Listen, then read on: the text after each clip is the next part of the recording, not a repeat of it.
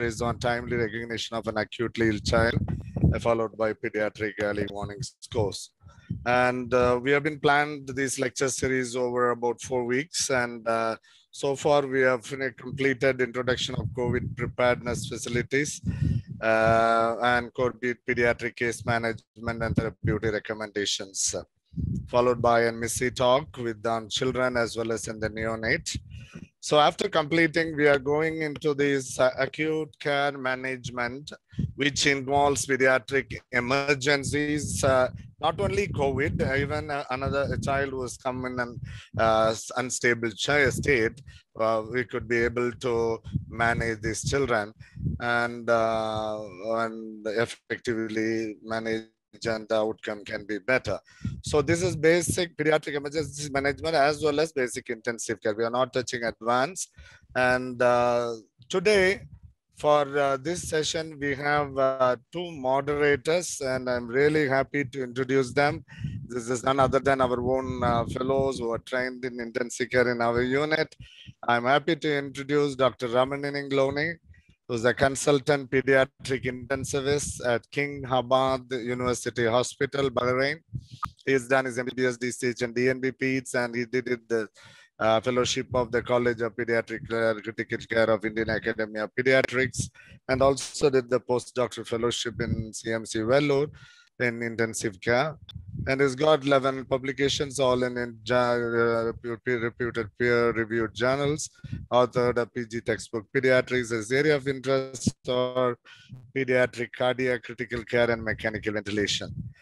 And thank you very much, welcome, Lone. And thank you. Thank you for joining. And we have Dr. Muthaiya Periyakarupan, who's a consultant pediatric intensivist in Advanced Pediatric Critical Care Center, Dr. Mehta's Hospital in Chennai. He has completed the MD Pediatrics, and he did the same fellowship of the IAP College of Pediatric Critical Care, and he did a postdoctoral fellowship in pediatric intensive care at CMC. His area of interest are non-invasive ventilation, point of care ultrasound, cardiac intensive care, fluid therapy, and in critical care. He's actively involved in this IAP intensive care chapters, nursing module also, especially in this COVID preparedness. And welcome you, Muthaiya. Thank you for joining this session to moderate. And I'll just hand over to the moderators. And thank you very much for introducing us, sir. And we are privileged to be a moderator for this session. So I welcome you all for this pediatric acute care training in context to COVID-19 preparedness. So this is series 2 and session 3. So first of all, I'll introduce the speakers for the session, for the topics. Okay, so first one is timely recognition of an acutely ill child. Okay. And second one is pediatric early warning scores, early warning signs, which is going to tell by Dr. Vandana. So first topic is going to be dealt by Dr. Ivo Jaco, sir. So I know everybody knows about Ivo, sir. So he is currently working as a professor in pediatric intensive care unit of the CMC Vellore, and he's a very senior pediatric intensivist. So he's very active in IIP, the pediatric intensive care chapter since the inception. And so he has conducted many the AHA and IIP PALS courses and trained thousands of the doctors. So without wasting time, I think so. I will. So I invite you to further on these topics to deliver, sir. Sure. Thank you, and I'll just start sharing. Good afternoon, everyone. Once again, I welcome you all for this CMC Vellore initiative for the pediatric acute care training, COVID preparedness.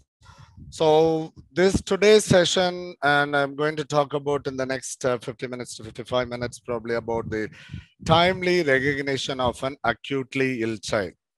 So this is based on PALS mostly, and little more than as well. And as you see, you can, I will be showing some videos, and it can be interactive. As Dr. Lone said, you can post your questions in the chat box. Even if I show some videos and if you ask questions, you can answer that in the chat box as well. You can make it more interactive. So what I'm going to say about is mainly how to triage a quickly recognition. See, in a busy emergency or OPD, yes, we will be looking after children as per your order, registration order, but severity comes place in the emergency. We have to have some way of mechanism of how to triage, not like here what is shown in this cartoon, right? So how to assess a seriously ill child? First of all, you need to understand who is a sick, the so-called sick or a critically ill child means. So it's a critically ill child or a sick child, or the word unstable I've used in this module. It's a child who's in a clinical state which may result in a respiratory or cardiac arrest or severe neurological complication if not recognized and treated promptly. You understand that this child is in a clinical state which is rapidly deteriorating, which might result in respiratory or a cardiorespiratory arrest. Or if there is hypoxia severe enough to cause or neurological complication if not recognized and treated properly. This is you need to keep in mind. So it's very, very important step, because for that only we talk about another terminology called physiological status in each children, at the same time possible diagnosis as well, right? So when we have to diagnose and treat, the child should be stable enough, right? Then Tamil there is a saying called "Chuvar irundhaathaan sitram varai mudiyum." That means if you have a board only wall only, you can paint. If the child is alive only, you can go and evaluate further and do better. So the initial part, how you fix, is only the whole objective of this lecture, to understand and structured approach to recognition of a seriously ill child, and how quickly we can assess in a sequential manner and identify and fix the problem. This is mostly based on APLS and PALS, and little more from our own children, photos and videos of children admitted to intensive care after getting informed consent for using in educational purposes. And in any case, acute care treatment for these children or infants was not delayed at all for while taking photos or videos. And I will be using some old AHA as well as IAPALS videos, which we use on regular courses. This talk is dedicated to all our sick children and their parents, and acknowledge IAPALS and AHA-PALS. So you need to understand the difference between adults and children. That's a famous phrase. We always say, children are not little adults. Yes, of course, they are not little adults. They have their own physiology. How we accommodate or compensate to any situation is different. So what are they? They are difficult to assess. They don't talk, probably. They don't complain much, especially when they are young infants or young children. And the compensatory mechanisms are robust, and they may mask signs of severe illness. And they do have a smaller and smaller physiological reserves. Yes, do they have they do have a compensatory mechanism, but the physiologists are less, so they can't compensate for a long time. When they deteriorate, that will be a very rapid. So you need to understand they do have a good compensatory mechanism, and we need to recognize the sick children at that point in time to prevent further deterioration. And of course, you know, technical procedures are more difficult in these children. All right. So we examine as a pediatric person or any doctor or nurse, healthcare professionals who manage a child while taking history, examination, investigation. This is the usual protocol we'll follow, right? And anytime if the child deteriorates, you might go for a resuscitation. So when we do this, every time you need to look for two things in hand. Even though they are stable, you need to think about the physiological status and the possible diagnosis. These should go hand in hand, and so that we can quickly come into the fix the problem, recognize the problem, and fix it as well. In this whole lecture, as I told, I'll be talking more about the severe illness part, that is the unstable or a sick or acutely ill child, whatever the name you call it as, and to prevent this child going for a respiratory or a cardiopulmonary arrest. So this is what the left right hand side I put, that is a physiology derangement, compensated and not possible, that is a decompensated phase. We have to recognize them at the compensated phase. That is what the focus and the goal of this lecture.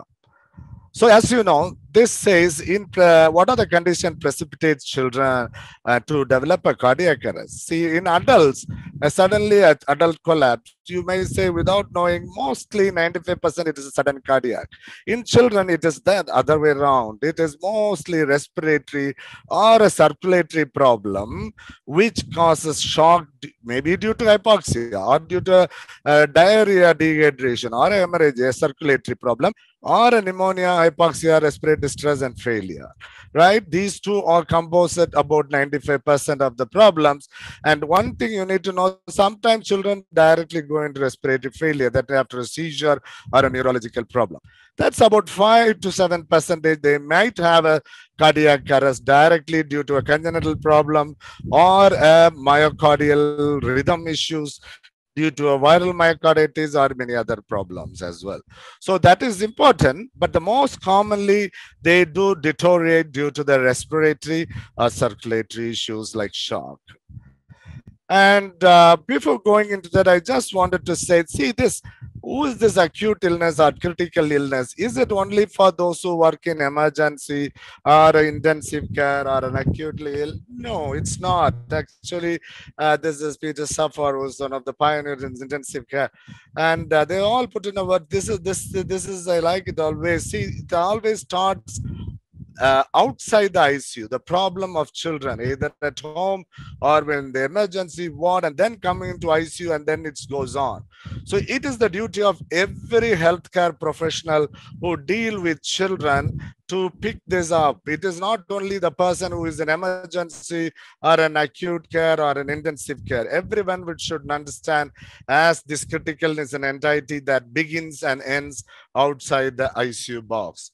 So Dr. Vandana will be talking about these in little, how to screen them in the second part of this lecture. That is, see, you understand this graph. This is the x-axis is time and the left is the y is patient condition. And you have to prevent, that is the preventive medicine, right? And then they do well. And when they come to clinical review, they may go ambulatory in the OPD or in the ward, they may get some treatment. So while on clinical review or treatment, they may have a slippery slope, rapid response here. So we need to assess at this point and intervene, and they can go a good, they can see this flag, they can have a good outcome. So between these flags is this slippery slope. So prevent them from slipping into the deepest portion of the slip of this path. All right, so this early warning score is part of it. Dr. Vandana will talk about that.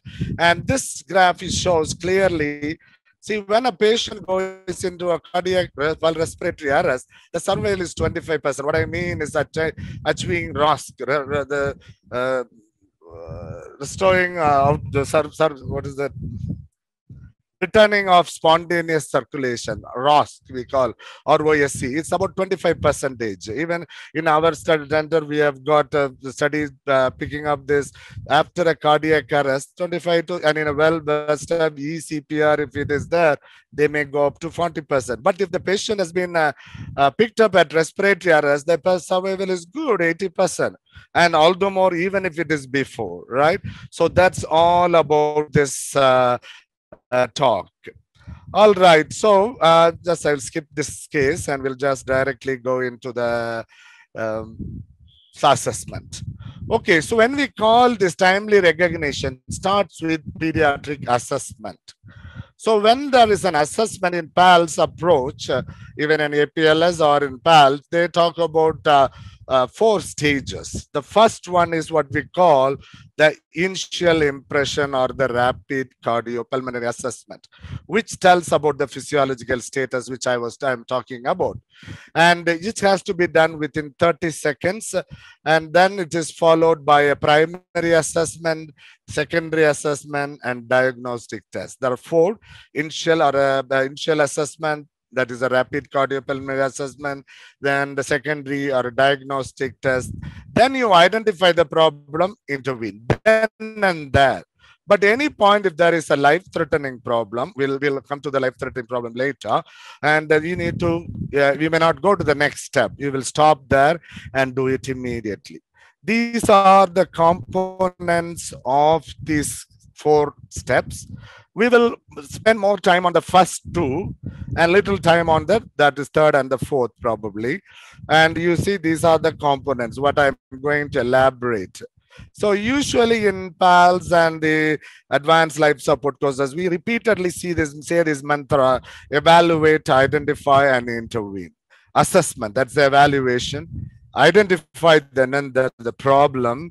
What is the problem? Physiological status, possible diagnosis. Please remember, these 2 have to go hand in hand and intervene then and there. All right. But if there is a life-threatening problem, we will intervene immediately without going into detailed examination. This is a busy emergency or OPD, courtesy this is IAP-ALS map slides. So you are having, seeing a patients like this, of course, you will be doing it every day, practice like this. And I'll be showing some 4 videos. You can say which child you will see immediately and why. You are not examining the child. What are these? You are seeing in a video, and where there is audio and visual sensors only. You are looking at the video as well as you are hearing the sounds. And just this is a child.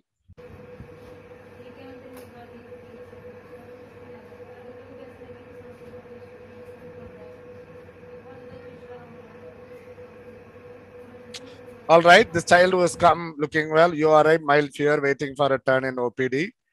This is child 1. This is post seizure. This child has come to you post-ictal.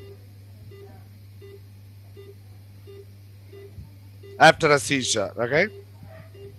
This is another child who is crying in the OPD. Your attention is attracted towards this child.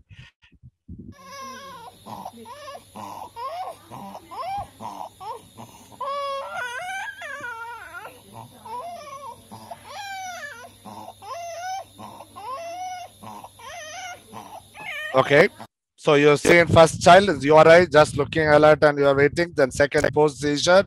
This is the noisy breathing. You attracted your attention. Now is a 4th child.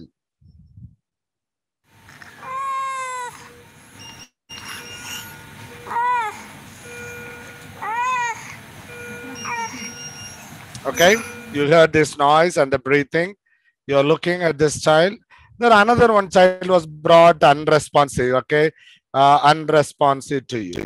So you have 4, 5 children we have shown you. Which children you will see first? Which child you will see first? I would appreciate if you put on the chat box the first child who's been seeing URI. I can show that pictures again. Is this child or a post-ictal, or this child who's crying with some noisy breathing, or this child is also has some sort of noisy plus some breathing you've seen, and an unresponsive child brought after a trauma. Which one you will see first and the next? Because you're alone with a nurse and you need to prioritize your management. I would appreciate you can put, and while going ahead, you can put your thoughts as well, and the moderators can take it. All right. So we would see this child in this order. Why? So you know this child who will be seeing the 5th child was brought after a trauma that is unresponsive, needs immediate attention, life-saving and life-threatening issues there. So you will start CPR probably. The next children, this 4 and 3, needs your attention immediately. This child has some sort of a upper airway problem probably, and this child looks more like grunting. And the other 2 children probably can wait. You didn't examine, but you can make sure this is what can be. How you are able to do that? You didn't require any detailed history or a physical examination to take these decisions. How did you do that? That's what is the beauty of this structured approach. Okay, what we call pediatric assessment triangle. Pediatric assessment triangle, or the PAT triangle, which we can start like in ABC or CBC, like consciousness, breathing, which involves airway and circulation. You are seeing in this slide, right? Consciousness, or appearance. That involves the CNS, airway and breathing, all about respiratory with airway and breathing. About circulation too, that's all about the heart, right? So with this, quickly you can go into the up to diagnosing or not diagnosing, assessing the child whether it's unstable or sick. So in the we'll go into detail of this, like how to recognize an acutely ill child through this is case scenario. It's a 7 months old infant weighing 10 kilos, fever and cough for 3 days, breathing difficulty and refusal of feeds for a day. This child is coming into your OPD or in emergency. You put the pediatric assessment triangle or PAT triangle. We'll see. This infant, 7 months old, 10 kilo. So what will we see? First, appearance or consciousness. Here only 3 things. Just don't confuse yourself. Consciousness means, is the child looking alert and interactive? Or is the child is drowsy or going into lethargy and coma or unresponsive? Or is the child irritably crying? Cry can be consolable or non-consolable. Unconsolable cry, inconsolable cry, it is really very, you need to keep attention to that. Right? So the appearance and consciousness mainly talk about the CNS perfusion due to problem due to shock, or is there a hypoxia? It tells about that.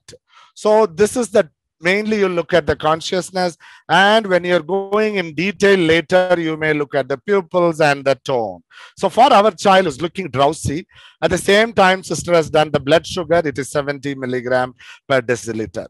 This is 30 seconds, I told you. Remember, rapid cardiopulmonary assessment or pediatric assessment has to be done within 30 quickly. The next is breathing.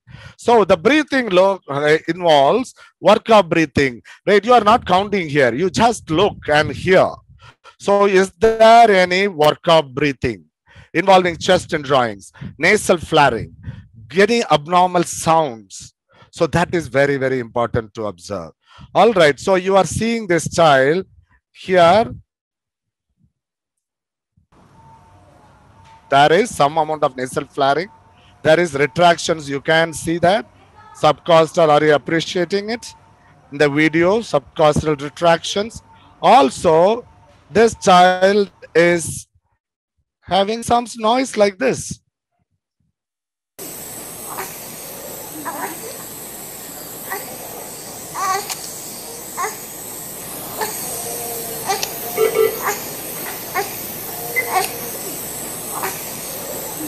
What is this noise?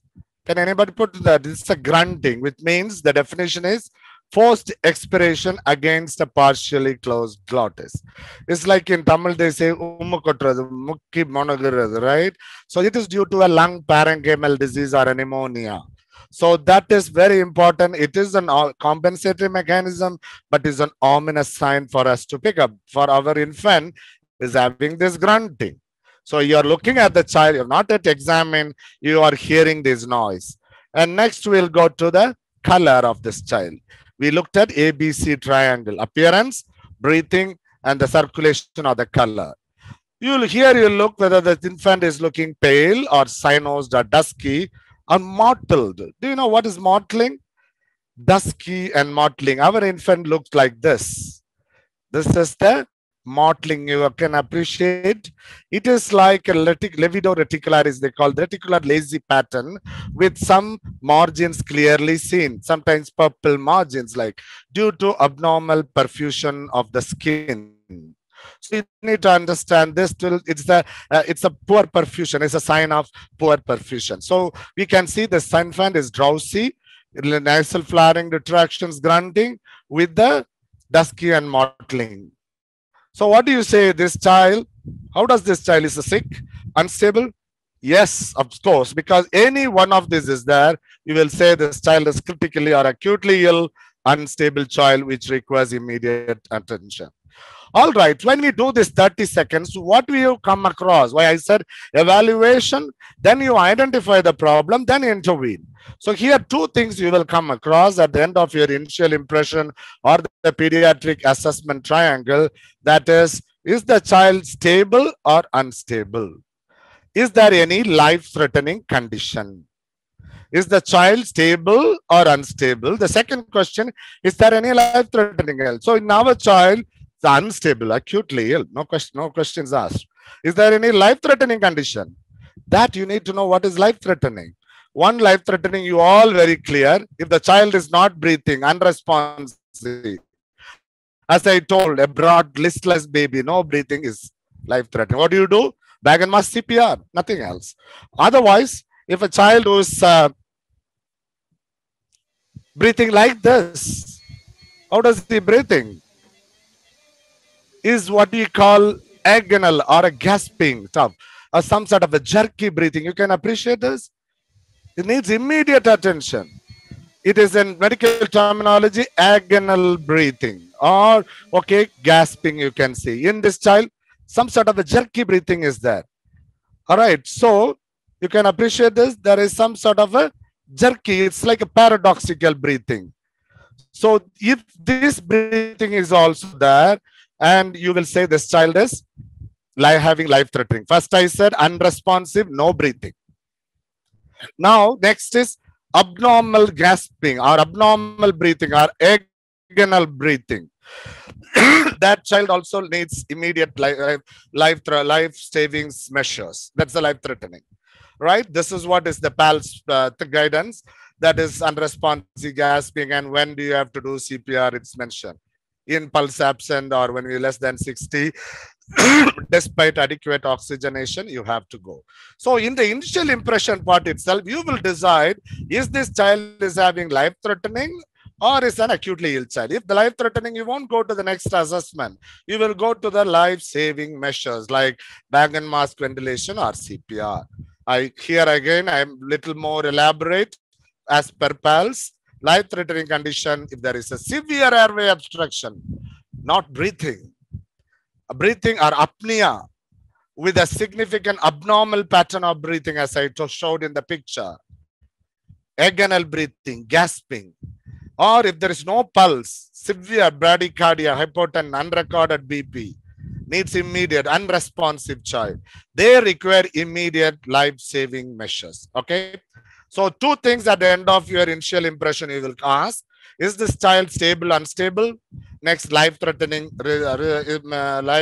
issues are there or not? Okay, now if there is no life-threatening for our infant that is acutely ill, unstable, we can go to the next step, which is called primary assessment.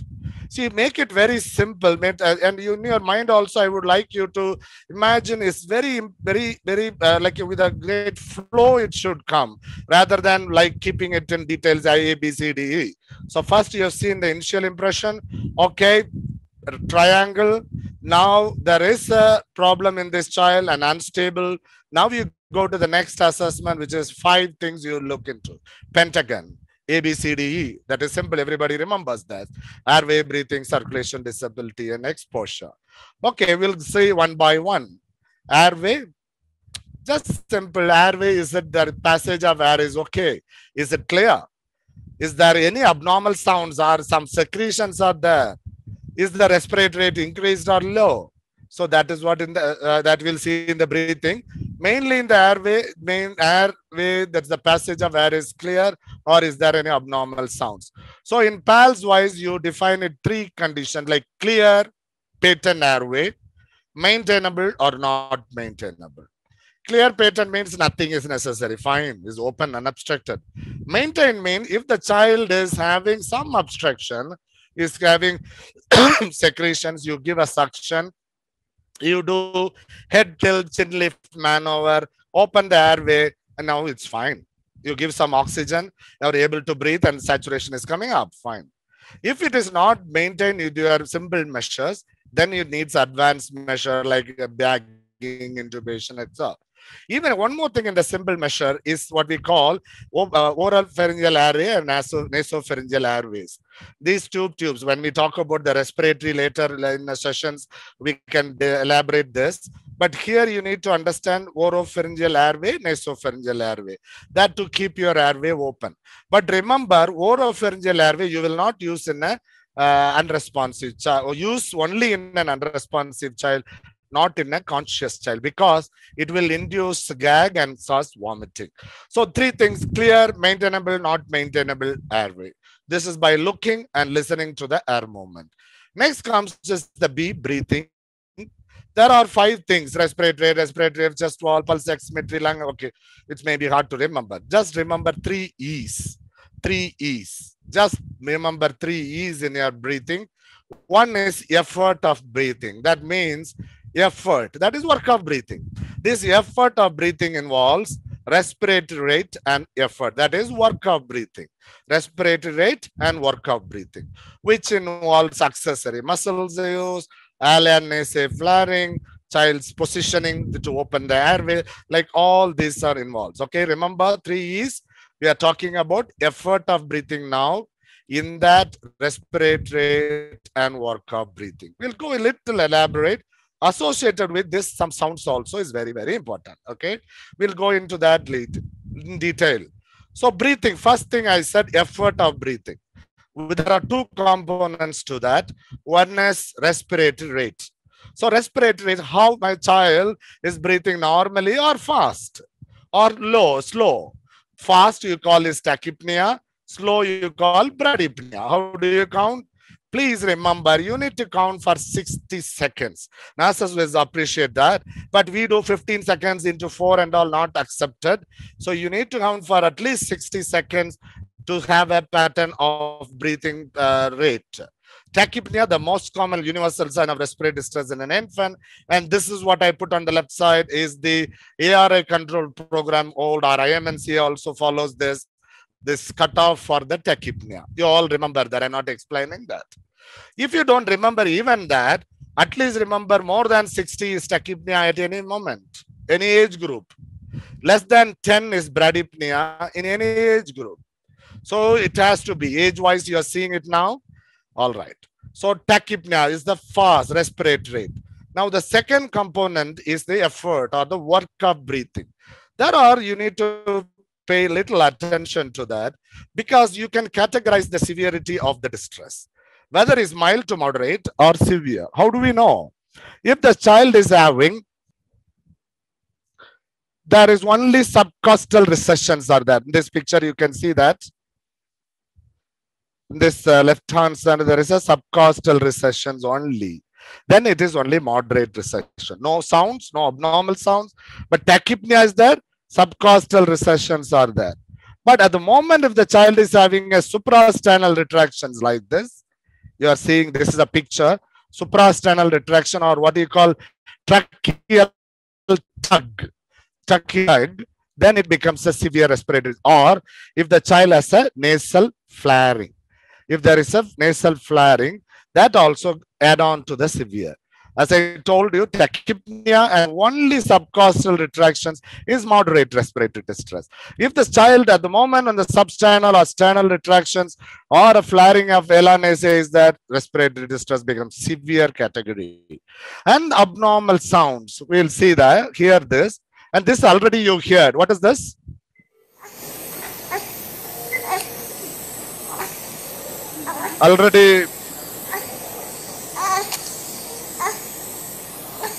Already you heard about this. And what is that? Grunting. It's forced expression against a partially closed glottis. It's a problem of the lung parenchyma like pneumonia. Grunting. Abnormal breathing sound. What about this?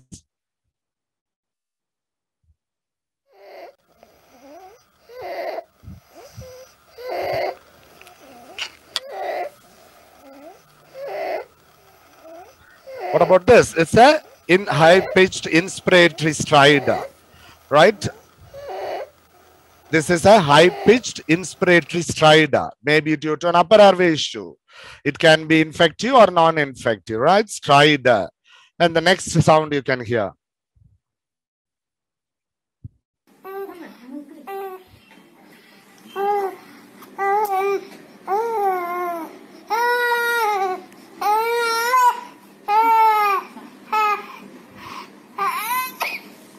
What is this? What is this? It's a audible wheeze. A child probably struggling with a lower airway obstruction, either a bronchiolitis or an acute severe asthma. So we heard about these airway sounds. One is stridor, then it is a bronchial or lower airway obstruction like an audible wheeze. And the breathing abnormal sound is grunting. I'll show you once again. Okay, this is the grunting sound. Okay, so our baby has noisy breathing, which is grunting. Rate is high with suprasternal subcostal retraction and nasal flaring and saturating only 92% in room air. Okay, so now you can categorize this as what? Severe respiratory distress. Okay, so subcostal, I can show some more videos. This is the same child which I showed. This is what you're seeing is the subcostal retraction. But if you have a flaring, and then it becomes a severe distress. Here another one, you can say,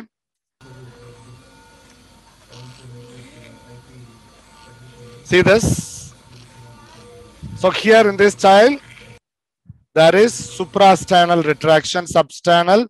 So that is severe respiratory. You can see a head bobbing or a head nodding in this.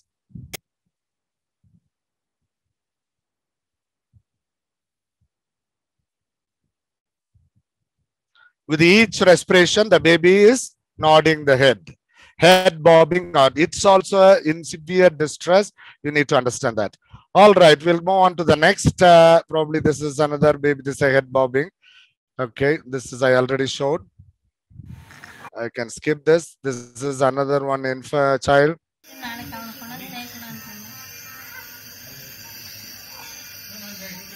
So how is this child? Is having substernal retractions with an audible wheeze. These all coming to the severe respiratory distress. Okay, so we talked about the first E, that is the effort of breathing, respiratory rate, and work of breathing. So you need to remember, I told you in the first slide, some children without going into the respiratory distress part can go into respiratory failure directly. That is exceptions, right? When the exhaustion of breathing happens, right?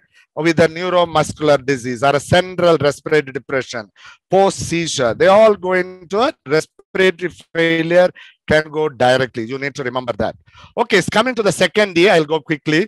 Now, so second E is about efficacy of breathing.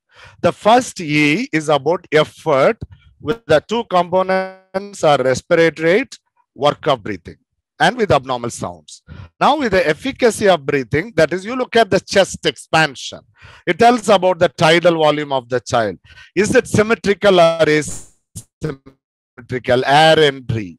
You may auscultate and see, is that air entry equal? Looking, listening, and auscultating, and you can palpate and percuss also. Chest expansion and air entry. Is it symmetrical or asymmetrical? One more thing is a silent chest is a pre-terminal sign, especially when you are doing with wheezing child or a severe acute exacerbation, you know that. So one example of this I can show you to see the efficacy of breathing. What is that means? You look at this child breathing.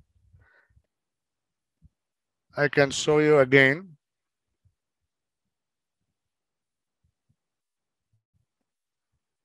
You see the right side is not moving much and there is asymmetry. Chest wall excursion is not good at all. I hope you appreciate. Once again, I can show. Asymmetry and the chest wall excursion is not good. Probably saturating okay, 92, 94. But that doesn't matter. That you need to look at the second E, which is efficacy or the chest wall excursion and symmetry. The third is about the effects of respiratory adequacy, effects of breathing. You understand, if you breathe well, you look pink. Saturation is more than 94% in room air. Less than 94 is always hypoxia. More than or equal to 94% is okay in room air, what I am talking about. So effects of breathing is the color, mental status, pulse oximetry, and the heart rate. If there is hypoxia, initially they will have tachycardia, skin color looks dusky and cyanos later. Mental status can be irritable child, later they become lethargic, and pulse oximetry. So the effects of breathing, the 3 E's are important: effort of breathing, efficacy of breathing, and effects of breathing. Among these 3, all the 5 which we discussed earlier, respiratory rate, work of breathing, chest wall escalation, asymmetry and symmetry, as well as pulse oximetry. Everything is involved in this file. Okay, so we'll move on to, I discussed about that. Then we have to move to the circulation. Before going into that, I want to show, and I want you to just keep in memory this slide. I talked about the categorization or severity of respiratory problem. One is mild to moderate respiratory distress, when you have only tachypnea or only tachypnea plus subcostal in drawings.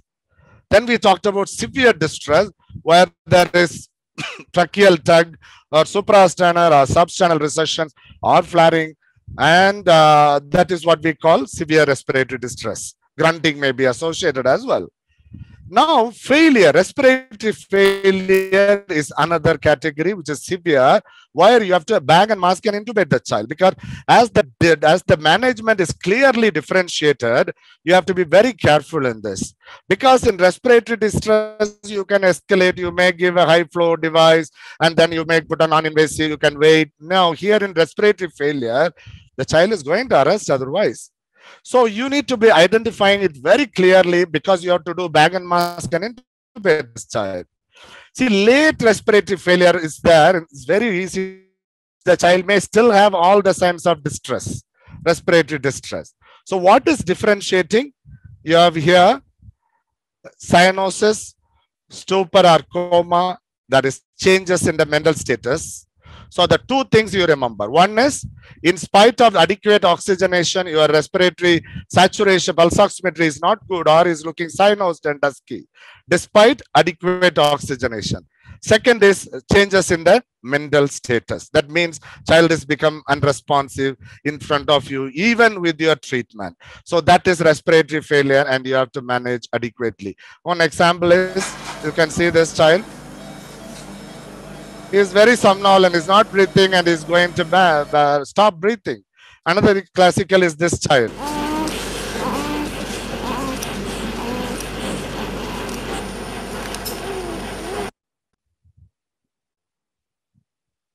I can show once again.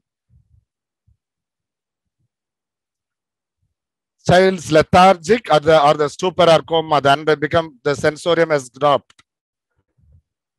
Okay, so that is respiratory failure, where you have to bag and mask. And two things, despite adequate oxygenation, your saturation is not holding good. It's hypoxic, cyanosed. Second is changes in the mental status. Okay, we'll go to circulation quickly. So circulation, these are the 4 questions you will ask. So we talked about airway, breathing, and circulation, right? Now we have come to that.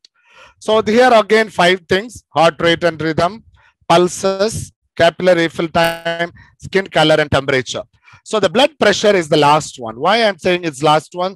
And those who are worked with adults may think blood pressure low, shock. Here, shock is not at all equal to blood pressure. Please remember this from here itself.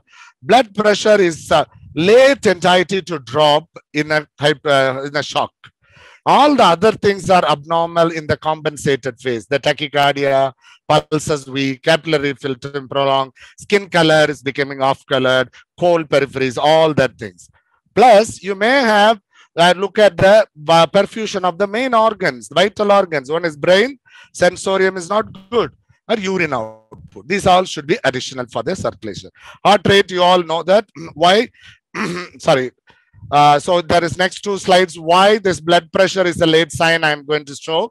As remember this, the first 1 to 4 for compensatory shock phase, and the 5th one is abnormal. Then it becomes a hypotensive or decompensated shock. So here, shock is not equal to hypotension. It's a late feature. It's a late feature of shock. Why? You can see in this graph. See, shock means there is low cardiac output. Cardiac output comes low. So that is shock. So that is already is happening. See here, that white thing is coming down already, cardiac output. But the BP is maintained till this point. Why? Because the vascular resistance is high. That's what peripheries are cold and your BP is maintained. But this child is still in shock. So our duty is to aim and recognize and find out this child in this phase, not at the late fine. Okay, quickly we'll go into the heart rate. These are the heart rate range given by PALS. infants 220, 180. So till then you may think it's sinus tachycardia. If it is more than that, it may be a rhythm problem. We are not going into that details here. So you need to remember sinus tachycardia can be due to all the shock and hypoxia and other things. If it is very high, it can be an abnormal rhythm as well. But heart rate is very, very important in circulation as well as in respiratory, which is a compensatory mechanism which causes tachycardia. Late, it is bradycardia. Second important thing to assess the perfusion is capillary refill time, which is very classical for children. Here you are saying, how do you check? I'll show on video. This is one normal CFT I'm showing first. You raise the head, sorry, not head, raise the leg at the level of the heart. You are seeing it, I'm showing it once again. Lift the heart and press it for 5 seconds at the palms of sole, 5 seconds. And if it returns within 2 seconds, it is normal. You can see once again. It's normal, okay? And see this.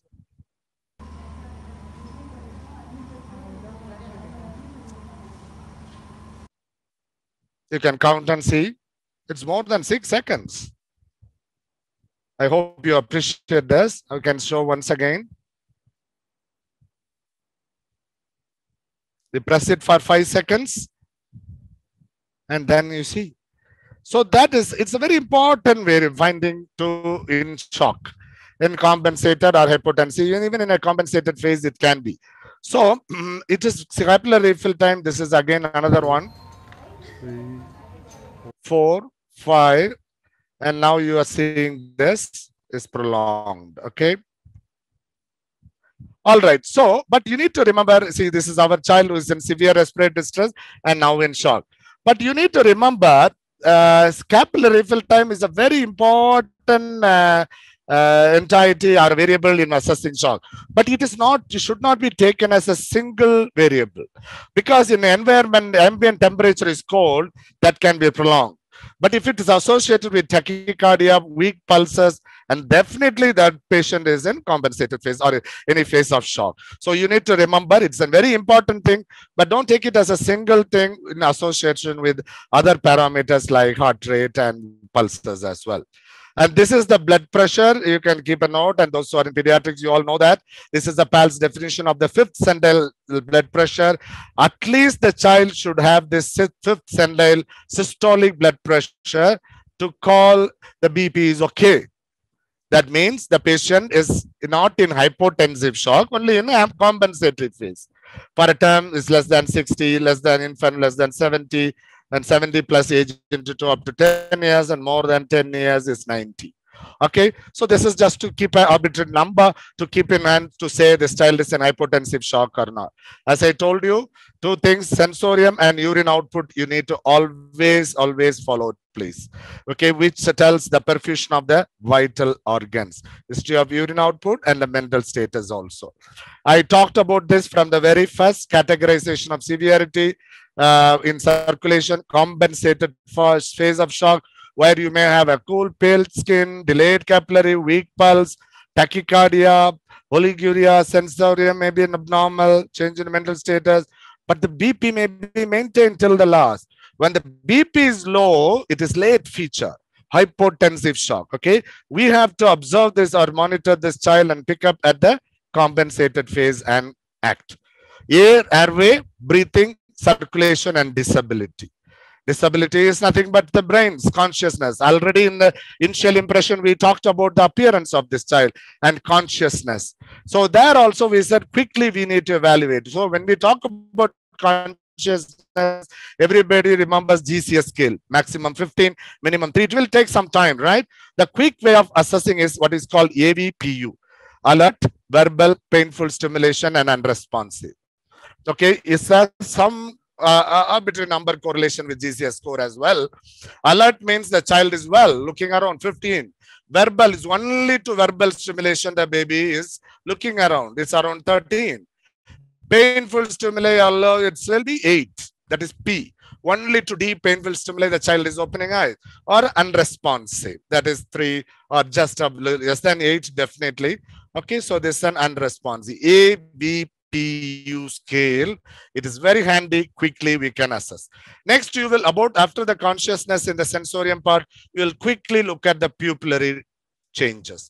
Pinpointer, dilated, unitary, unilateral dial. I'm not going into the detail, but you need to look at the pupil size. Okay. And the tone of the child when there is a decerebrate or decorticate posturing, that is very, very important. So in the disability, three things. One is consciousness, ABPU scale. Second is pinpoint pupils. And the third is tone of this child. Comes to the last, exposure. That is E. You need to strip the child to look for any rashes and bruises and bleeds. Very important. Every pediatric paper, anybody dealing with children should know this. We have to do this to look for a problem, any rashes. See this, there is a rash. Is usually seen as a dengue febrile rash. I can show you this is an eschar, which is seen in the hidden places. Eschar is that of the scrub typhus or rickets scrub typhus. You are seeing some rashes as well as the deep strawberry tongue and the lips. This is another rash. And this is little palpable purpura, which we see in rickettsial. So D is also important. Exposure. This is purpura fulminans. Purpura fulminans, where you see in meningococcemia or other, so but even in pneumococcus pseudomonas also, it is commonly in meningococcemia, even in Rocky Mountain and rickettsial also, you will see this.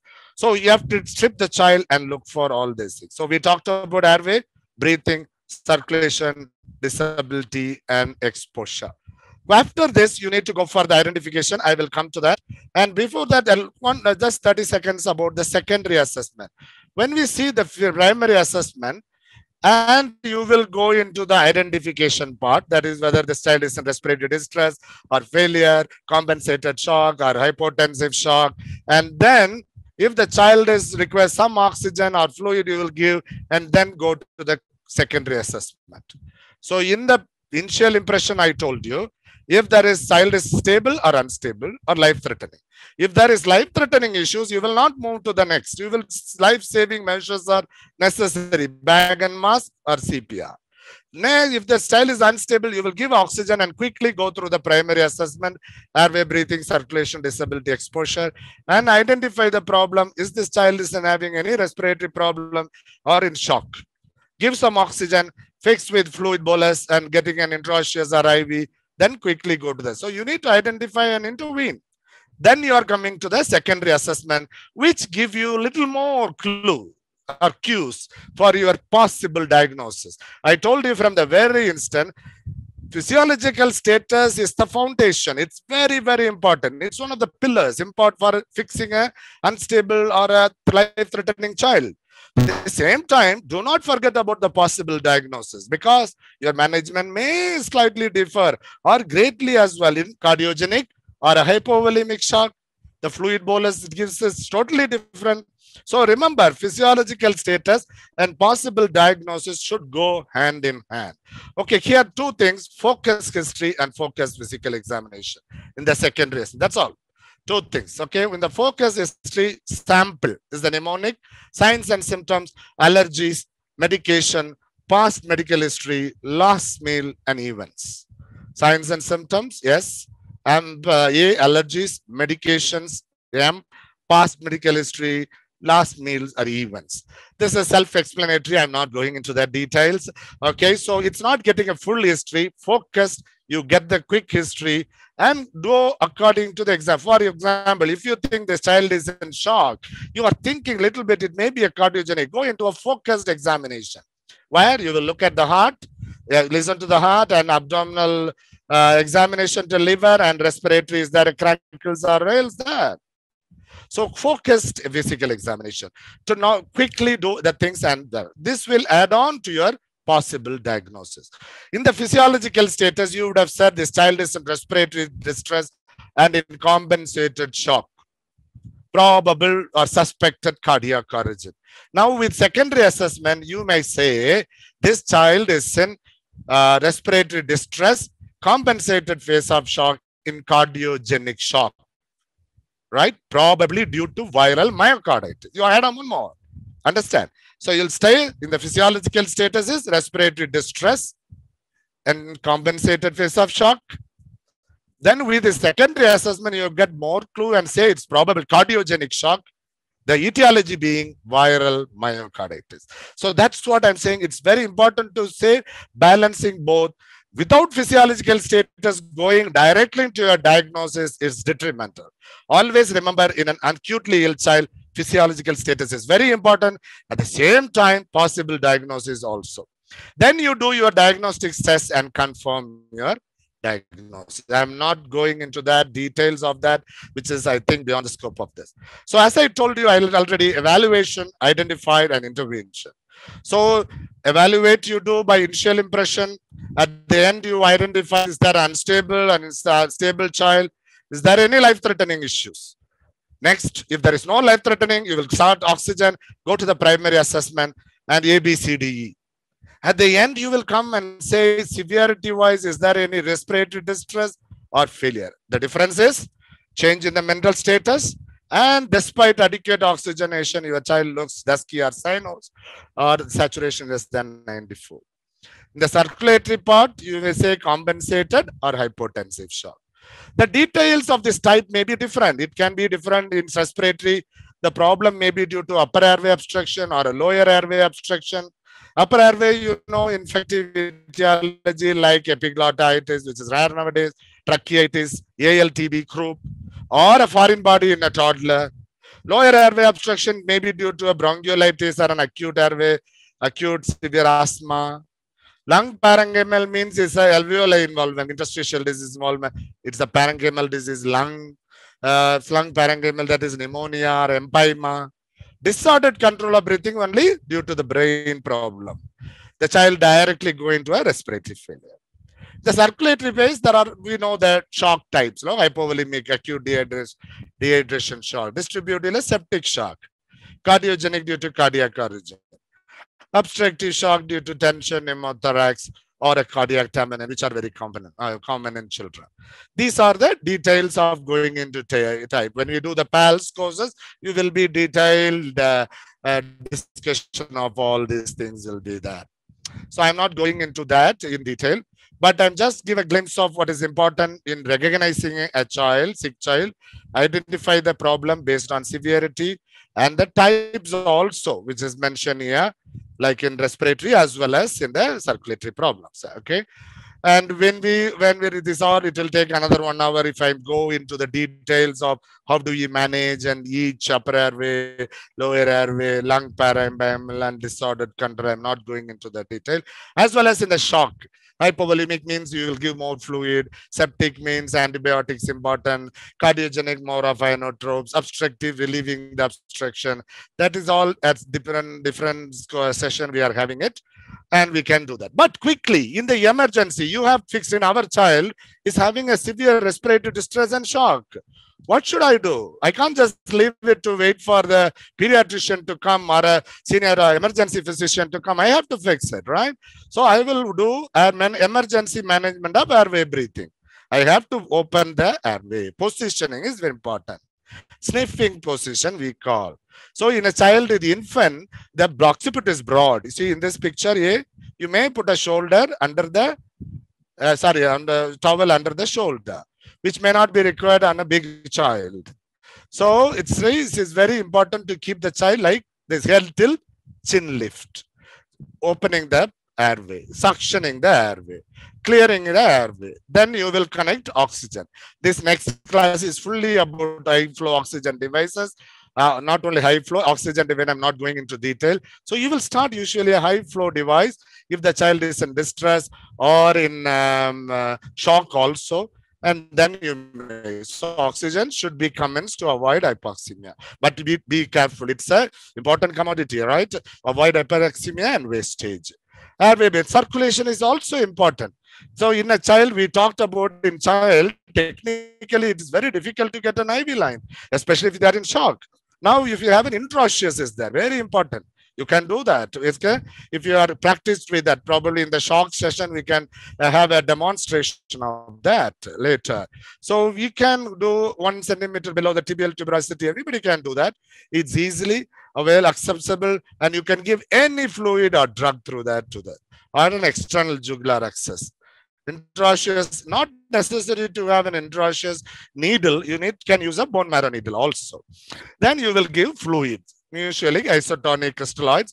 That in the shock talk, I will be talking about that. This is usually in hypotensive shock, you will give push-pull technique. You will give like this. You will connect a three-way stop and push-pull technique, isotonic crystalloids, you will give for shock. These are all different detail we will talk about in the later. And as well as life-threatening also in the pediatric resuscitation. As I told, resuscitation lecture we can talk.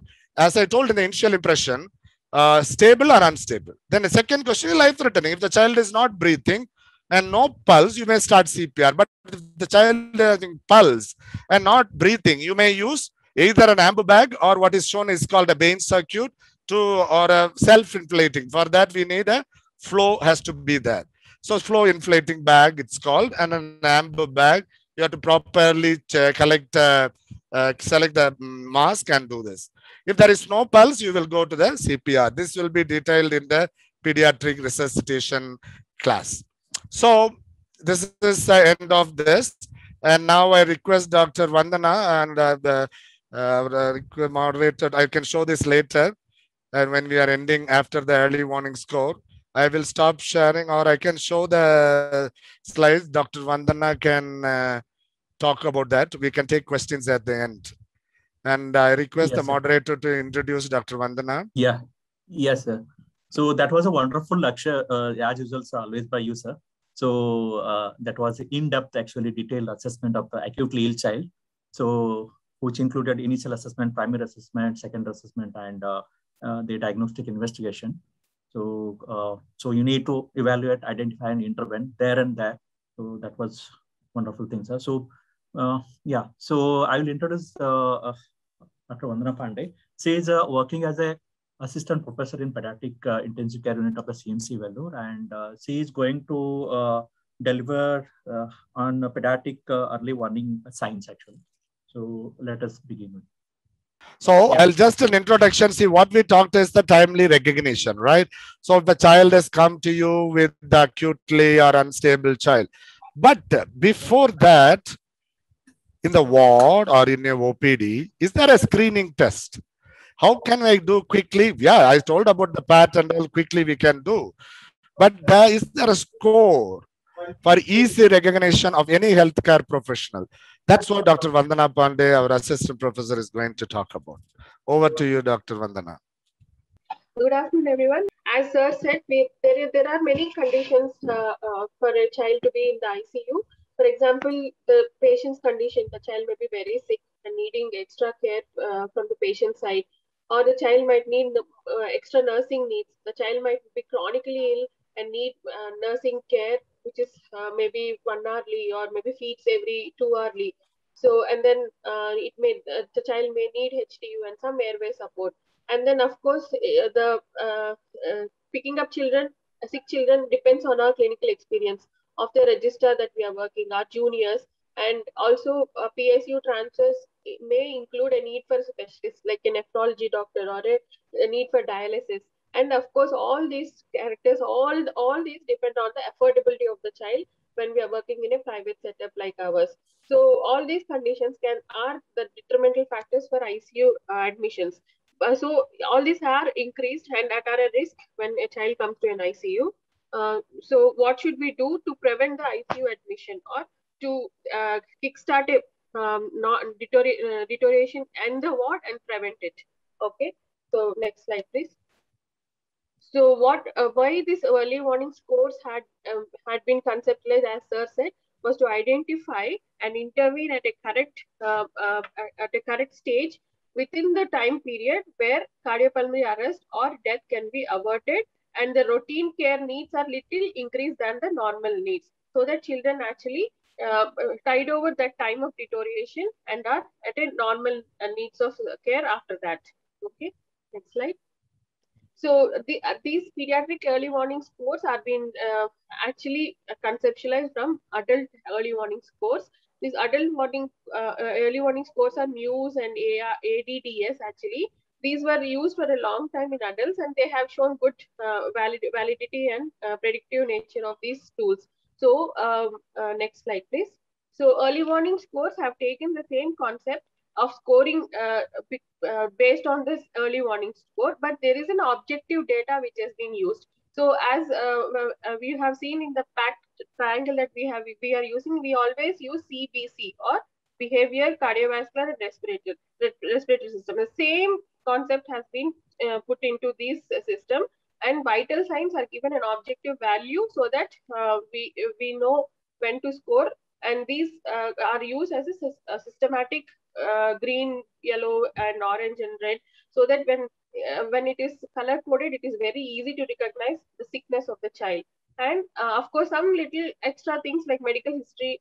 The physiological data is a core data, but other data like ICU admission history, NG tube, and oxygen have been added into the scores depending on the hospital that these scores were used. For example, an ICU can use some other data, like maybe we can use an ABG into our score, but at the same time, ward can use parental concern into their ward score. So people have derived so many scores according to their need, and these scores are in a big way have changed the scenario, because even nursing staff and auxiliary staff can be easily recognizing sick children.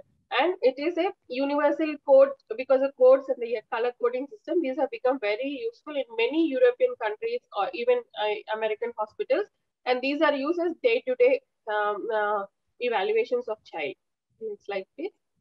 So this is the sheet that are used in many hospitals, whereas they are used for every child when they are admitted in patients. So as Sir was explaining, the PALS can be used in any setting, like an outpatient emergency. But these early warning scores are being used and validated as a trigger scores, but they are mostly useful in catching the children in inpatient areas where there is a trend of looking at their scores and then saying, okay, this child is deteriorating. So as I mentioned, there can be a small cards which can be given to the staff, or some big papers like this paper, where they can mark the scores in each hour and then predict whether the child is at risk of deterioration. So whatever this tools created as such was, they observed that there is cardiopulmonary arrest as often potentially reversible cause when you actually observe the shock or a hypoxia in a child. So it can be prevented by giving a good response at that point, and goal-directed therapy at that point. Okay, but it was observed that preceding this cardiopulmonary arrest, there are physiological changes up to 24 hours before the event. So this concept was actually used by rapid response teams to go and resuscitate children and prevent cardiorespiratory arrest. And for this reason alone, PUs were actually recognized. So this in this diagram that is seen, the final code is alerted when the PU score is very high and they think that deterioration is impending. Okay. Next slide, please. So these goals of PUs are the early recognition and response, fast response to the patient, and avoiding preventable deaths, and generate clear, timely, accurate communication. For example, if you say the child is sick with respiratory failure, with grunting, with he has chest retractions. This actually, I'm explaining everything. By the time I explain that, my consultant would feel okay. She needs 10 minutes to assess the child. But when I say PAC score is actually 10, come and see, then I think that would be very easy. Or a staff calls me from the ward saying this child needs ICU admission. PAC score is 14, please come and see. That would give me a big alert. Time, light will be alert in my brain that, okay, this child is really sick. Because it is very objective, and she has actually screened that vitals and everything, and then she's talking to me. And then it also, that's the reason why it prevents harm, and it is standardized and objective, and it does not rely on the level of the provider experience. So I can take PAC score from a technician or from a nurse, but PALS needs extra training on the part of the provider. Next, please. So one example with the first one, this is the first Manogan had actually derived from the adult scoring systems. This is the first one from Brighton. He was working for the hospital in Brighton. So he has put in scores but these are dependent on the physiological scores of respiratory rate, heart rate, and of course behavior, where play and sleeping and irritable normal things that we see every day are standardized, and they are put into a score 0, 1, 2, 3. So these papers actually will be available all over the wards, and I think you have seen some bedside cards also. So which we have changed over according to our CMC protocols, because in CMC we have noticed that our children are mostly referred from other hospitals. So we have so much of comorbid factors associated. So that even if the child is looking good, because of the chronic condition that they are in, they are becoming sick or deteriorating in the ward. So we had done a study, and we had validated this tool in 13,000 patients and recognized deteriorations in 162 patients, and have come to this PAC score, which is very easy. The same behavior, cardiovascular and respiratory have been used here too. And we have also used the PALS guidelines for the respiratory and the heart rates. So these heart rate numbers and the behavior, cardiovascular, respiratory system will be in a single sheet for assessment. And comorbid factors are also added into it, so that it is accompanying the score which is used in the original Pew score. The comorbid factors are more important now, because COVID-19 was found to have, in the study done, like comorbid factors, children with comorbid factors alone had died in CMC in the last wave.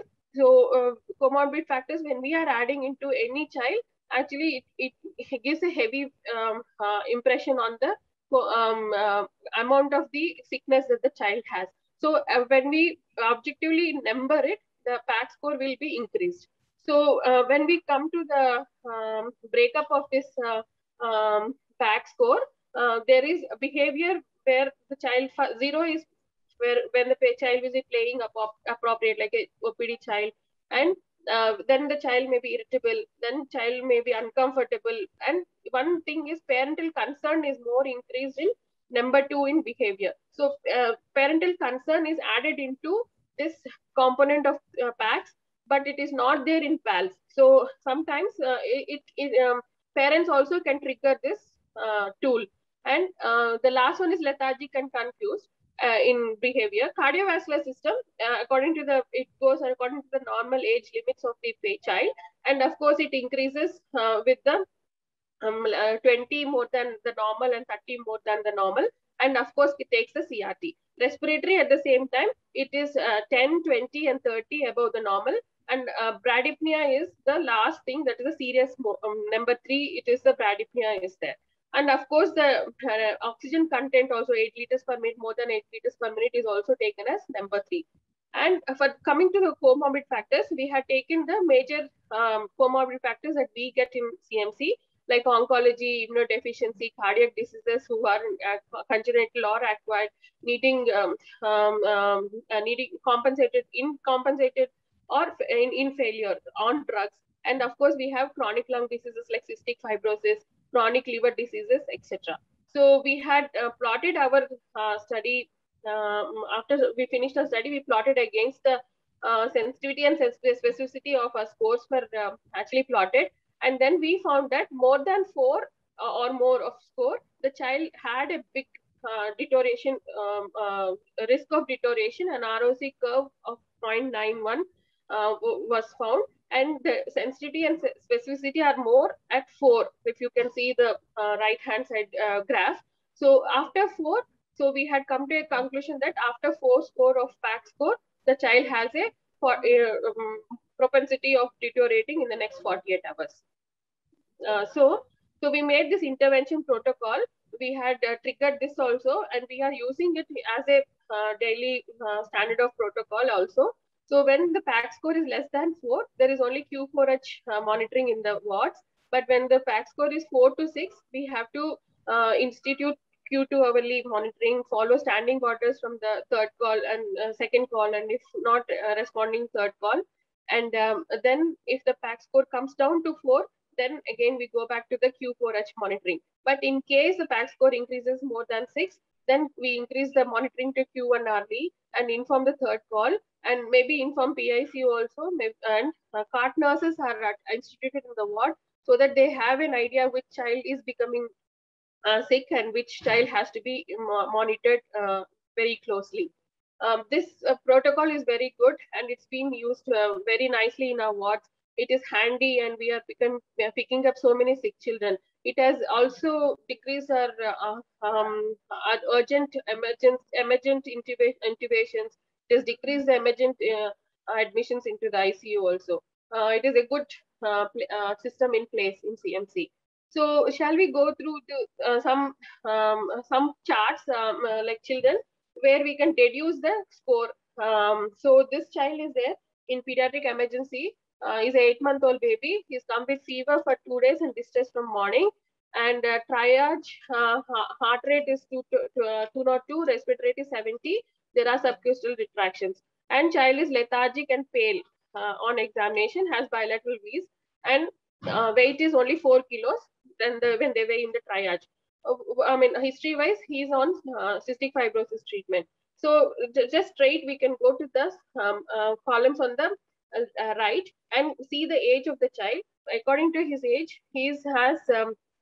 according to his age, his heart rate and respiratory rate are scores will come by behavior. In behavior, he will be in 3 score. In CNS, he will be in number 2 score, and of course, in respiratory system, he will be in 3 score. So his total score will be 8. But because he has CF and a compensatory chronic lung disease, then he will have 2 as an extra score because of the comorbid factor, and his total score will be 10, which is very high. And then child 2 will take child 2. This child was maybe in one of the wards and he was admitted from OPD for evaluation of failure to thrive. So failure to thrive, he has already one comorbid factor. Maybe we'll take it in severe form. At 2 a.m., child was found unresponsive, cold and weak pulses. This happens every time in a ward where a small chronic child will be admitted and he will have unresponsive episode with hypoglycemia. And heart rate was 140, but respiratory rate was very low, 10, and he was drowsy. So according to the PAC score, he will have the behavior will be, because it's lethargic 3, the CVS will be 2 here, and then respiratory will be 2. So the total score is 7, but because of his failure to thrive, he has extra of 2 score. So his total score is 9, which is really high. And then next child, last child. So the last child, the child, but you can see the behavior is 2, then CVS is 3, and respiratory system is 2. So the total score is actually 7, but so the child, the extra score of 2, so that will be like 9. So that is how we actually deduce the scores of the PAC score and then go about it. So you can continue. Sure. Thank you, Dr. Vandana. It was wonderful. See, you would have seen this score, as she was saying, can be done by any healthcare professional. So those who are trained to get the behavior, the CNS, the cardiovascular, heart rate, and the respiratory rate. That score will tell us it's a screening tool, right? And then we need a physiological diagnosis. We started with the pediatric assessment triangle. So that needs little expertise to visualize and auditory sensors and the examination that will help us to identify further. All right. So we thank you, Vandana, for this wonderful about the scoring, and which our experience also she shared. So as I told, I am just coming to the conclusion. We talked about now this screening tool based on the vitals which nurses can pick up in the ward and can be alerted to the doctor, and then has to be screened whether this child needs an escalation of management. And one point I want to stress what she said is parental concern. Actually, that is put in a score. So always some people, senior people will say, and agree with me, the mother is the first pediatrician for a child who knows everything about the child's condition. So we need to be concerned when the mother is saying or father is saying the child not doing well. So, and based on all the things, the score, that is a screening tool. Now we discussed about the initial impression. That is the PAT triangle, pediatric assessment triangle. Next, the primary assessment, ABCD, airway, breathing, circulation, disability, exposure. Then the secondary assessment, sample history, focused history and focused examination. diagnostic tests to confirm the X-ray, blood gas, and other tests to confirm the problem. So evaluation, identification, and intervention is the thing. So again, I repeat, with respiratory distress failure and the types which is given here on the left side, the circulatory, compensated, and hypotensive is later. It's a late feature. And we have the types of shock. And the cortical brain system is mainly whether it's a neurologically affected, that the sensorium is low due to a meningitis or an acute CNS infection, or secondary to hypoxia or shock. That's nothing else about that. So I'll end with this red flag signs. So those who are hearing, we need to be in any COVID preparedness and to find out a sick child, or any time when you are dealing with a child, remember they are not little adults. They have different challenges as well in assessment, technical wise, their compensatory mechanism, physiological reserves, all are different. And you need to be early recognition, you need to be aware of the system, early recognition and early management. These are the important red flag signs. Severe chest indrawings. Here, as I told, substernal, suprasternal resections, nasal flaring. They are very, very important to note. Then the grunting. And again, I'm just playing it.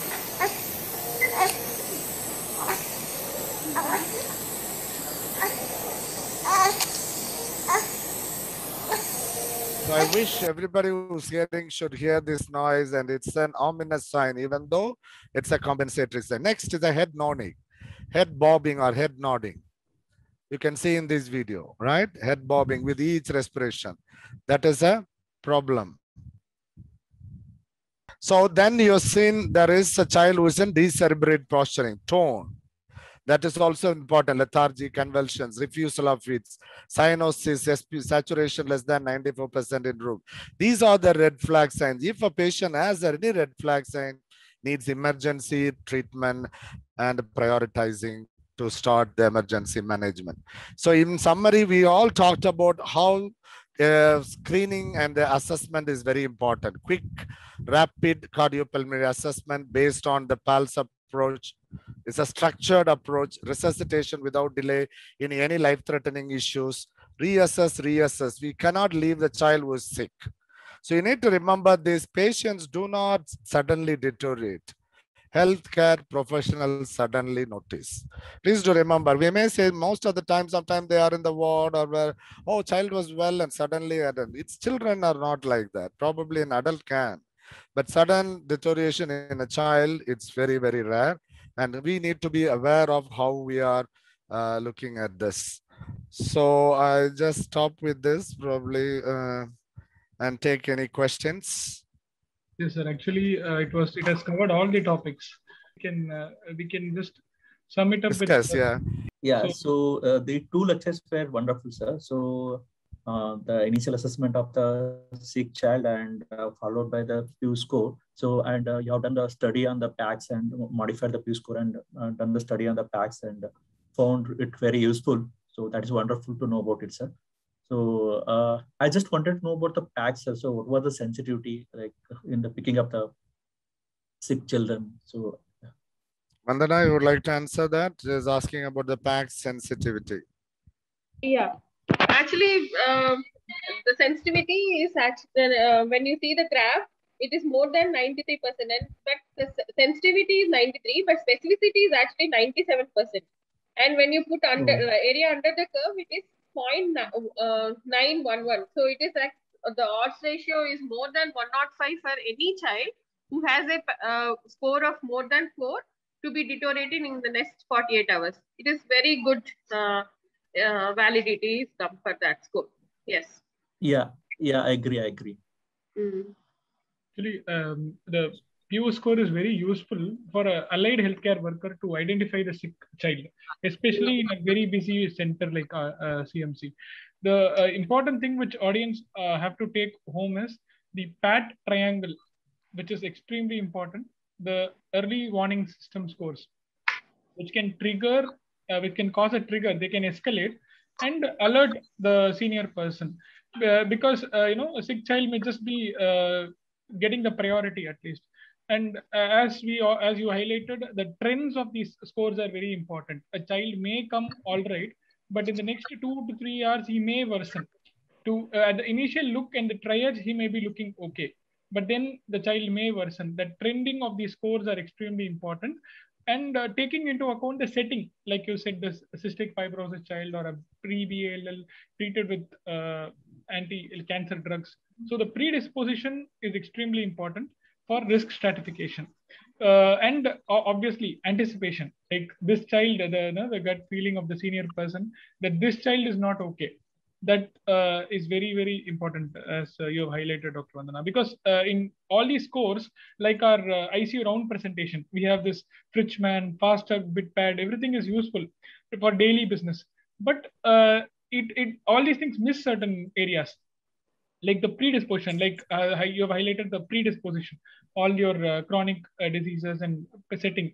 Like, for example, like if you say an arrhythmia child, after the arrhythmia is resolved, he may look all right, but the score may be low, but immediately he may have another bout of arrhythmia and he can suddenly collapse. These are rare instances, but very important to know. Similarly, an oncological child, they may be looking all right, but they may just deteriorate in the next 2-3 hours, or a neuromuscular disease, or an inborn error of metabolism, post-trauma, post-operative state, like the child operated for some gut surgery yesterday, may just have a fever spike and quickly go into septicemia or post-op-related complications. So all these things need that understanding to be added. That's why whenever there is a doubt, please contact your senior and get help, because these scores are extremely important. Very, very useful to pick up sick children, but like a dengue child, like the next level of understanding may be important, like doing a blood gas, and because the child may look all right. So the disease, the primary disease which we are dealing also adds on to the important, and like anticipation of worsening is there. I think these scores improve the process. I think that you've told, like once you get these scores, you analyze so many children, it will improve your process. It will reduce the time to shift to ICU. That is the ultimate. Yes. Yeah. It works well as a trigger helps. Also. Actually, yes. It helps in triaging also, like so that early anticipation and early worsening. Yeah. Ultimately, we want the child to have a good outcome, because we know 1 hour spent in hypotension can delay the ICU stay by 1 week. Yes. So, and obviously today with all the supports, we are able to do good supportive care, but the delay, and the burden on healthcare is too much. So each hour, we all know that, right? Each hour spent on hypotension can, delay the recovery, and in fact sometimes cause death also. Yes, we have done. Sorry. Yeah. It's such a very informative lecture, like step-wise structured. Even a new pediatric PG will, or it's so informative. In that way, if you like deal with all children, it's very useful. Yeah. I think so. This PAC score is being done by the nursing staff, I hope, in the ward and. Yes, they do. We have started practicing from January, right, Vandana, or even last year itself. Huh? Actually, from the last 2 years, we on and off they were doing stuff, but perfectly from the last 1 year, it's been done very good. Yes. Yeah. So we have used it from emergency as a trigger, also as a triage tool, also as the wards as a trigger also. So we have validated both the ways. Okay. So in assessing and timely recognition, if they have any questions, see, most of them, I hope any nursing personnel are here, I'm not very sure. And I think if they have any questions they didn't understand also, they can put in the chat box. And it is a very simple topic. It's a very basic stuff. In PALS, we start with this lecture. So, but you have to be mastered in that, or at least to know the initial part, how quickly, because time is very important. That's what I put the title as timely recognition, So late can lead on to a detrimental deterioration, which may be fixing difficult and the outcome may be dismal. So the early recognition and early fixing, it's good. And any other, Loni and Muttaya, you would like to? Yeah, as you said, sir, the timing is very important. Timely so rapid assessment. So it's very much essential in order to identify the severity of the underlying So condition. that's what I talked about, the physiological status. So I wish every PG or a person who deals with children has to have in mind the physiological status. Even in your OPD, is the child fine, stable? Okay, physiological status of respiratory component and circulatory component. And then based on that, with the possible diagnosis. So we straight away go to the diagnostic and the differentials. Yes, very important.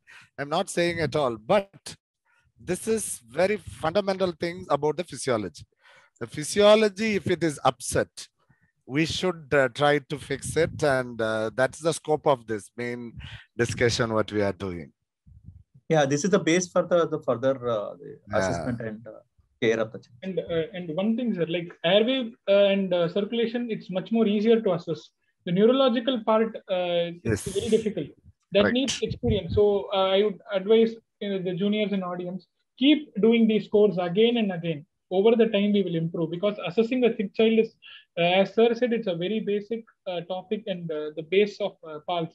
But it is extremely difficult, even for experienced people. They may find difficulty in assessing a sick child. So it needs a lot of the next layer of understanding, as we say. We need to have this in the mind and keep up putting it in each patient whom we see. And with time, obviously, we will definitely improve. And our assessment, because assessment only takes to next step of next step of care. Yeah, you're right, Mutaya. In the CNS assessment is quite difficult. That's what. See, even if you say the child is irritably crying, is it consolable, non-consolable? So it is quite observing, and that's what the mother also may give you a clue. A lot of things, right? And that is when they go to the extremes, it's easy. So if his AVPU is unresponsive, you know that is unresponsive child. So it's the deterioration phase is very important neurological. And another component is the differentiating respiratory distress and respiratory failure.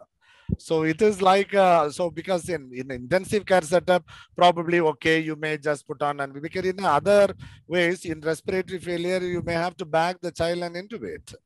So that is also a finer differentiation to differentiate between the, that's what yes, there are a lot of points are there. I would always emphasize about the censoring going low, and in spite of your adequate oxygenation, the child is desaturating, you have to give concern about that.